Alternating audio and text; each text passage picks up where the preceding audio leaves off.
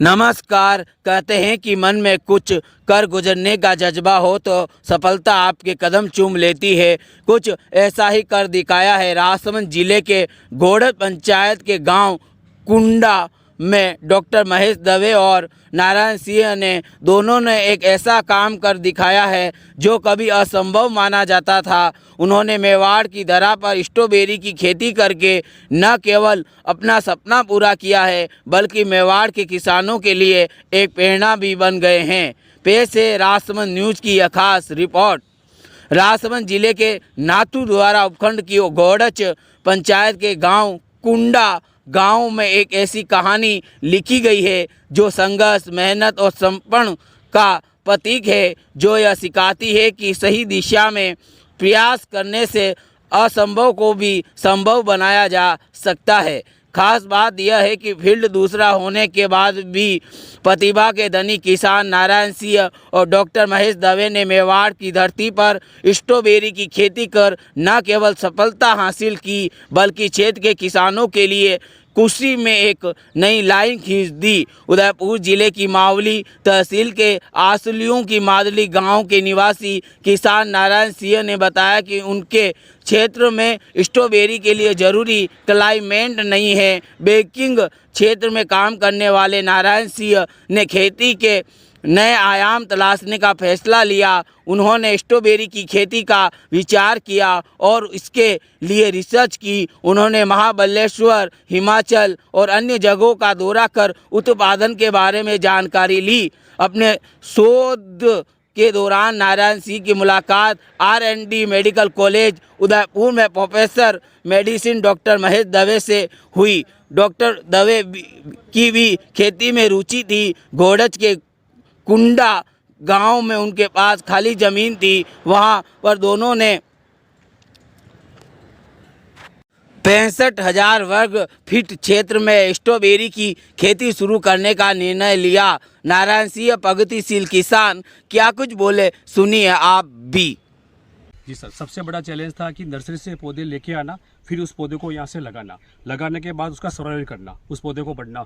उसके लिए सारा हर चीज़ मैं जिससे लेके आया था, नेमी चंद जी करके उन्होंने मेरे को सारा दिया था। वो लेने के बाद सक्सेसफुल मैं ये रहा कि मेरा यहाँ पे 2% भी पौधा नहीं गया। उसका सबसे बड़ा कारण था कि मैंने ज़्यादातर देसी चीज़ इसमें यूज़ की थी, जो गौमूत्र होता है उसके लिए, और नीम खली का जो होता है वो डाला गया था इसके ऊपर। दूसरा सर, इसका फ्लोरिंग बढ़ाने के लिए मैंने हनी का भी लिया है, मधुमक्खी पालन का लिया है, जो हमारा चल रहा है 12 बॉक्स। इससे क्या होता है सर, इससे 20% ग्रोथ इसकी बढ़ जाती है सर। ये हमारे लिए है। और इससे नारायण सिंह ने डॉक्टर महेश दवे के सहयोग से स्ट्रॉबेरी की बुवाई अक्टूबर में ही इसके लिए औद्योगिक खाद, नीम की खली और छाया के लिए मल्च का उपयोग किया गया। मधुमक्खियों की मदद से पौधों का पॉलिनेशन करवाया गया, जिससे फसल की गुणवत्ता और उत्पादन में वृद्धि हुई। 2 महीने के बाद दिसंबर में ही खेतों में भरपूर स्ट्रॉबेरी तैयार हो गई। अब बड़े बड़े सुपरमार्केट और वरिष्ठ अधिकारी और उद्योगपति इनकी स्ट्रॉबेरी खरीदने के लिए पहुंच रहे हैं। अब तक इस खेती पर 8 लाख की लागत आई, जबकि 2 लाख रुपए की कमाई हो चुकी है। फसल पूरी होने तक अनुमान है कि कुल 16 लाख रुपए की कमाई होगी, जिससे एक ही फसल में 8 लाख रुपए का शुद्ध लाभ होगा। डॉक्टर महेश दवे क्या कुछ बोले, सुनिए आप करने वाले भी। थे वो नारायण सिंह जी हैं हमारे। नारायण सिंह जी ने सब कुछ सीखा। ये महाबलेश्वर गए, वहाँ से ट्रेनिंग ली, और ट्रेनिंग लेने के बाद में ये वहाँ से यहाँ आए, तो इन्होंने ये मेरे को ऑप्शन दिया कि अपन स्ट्रॉबेरी की खेती कर सकते हैं क्या। मैंने कहा नारायण सिंह जी, यदि आपको पूरा एक्सपीरियंस है तो आप करके देखो। तो जो क्रेडिट जाता है मेरे हिसाब से, वो क्रेडिट पूरा 100% नारायण सिंह जी को जाता है। मैं तो सिर्फ एक सुपरविजन के तौर पर देखता हूँ, बाकी सारा काम और पौधों की देखभाल शुरू हो जाती है। स्ट्रॉबेरी की संवेदनशील प्रकृति के कारण पौधों की नमी, पोषण और तापमान पर निरंतर ध्यान देना पड़ता है। स्ट्रॉबेरी उत्पादन के लिए ये है आवश्यकताएं। स्ट्रॉबेरी की खेती के लिए आदर्श तापमान 15 डिग्री सेल्सियस से 20 डिग्री सेल्सियस के बीच होता है।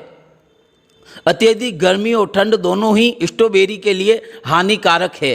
मिट्टी की बात करें तो बलुई दोमन मिट्टी, सैंडी लोम इस खेती के लिए सबसे उपयुक्त होती है, जिसका HP स्तर 5.5 से 7 के बीच होना चाहिए। मिट्टी में अच्छी जल निकासी और उपजाऊपन जरूरी है।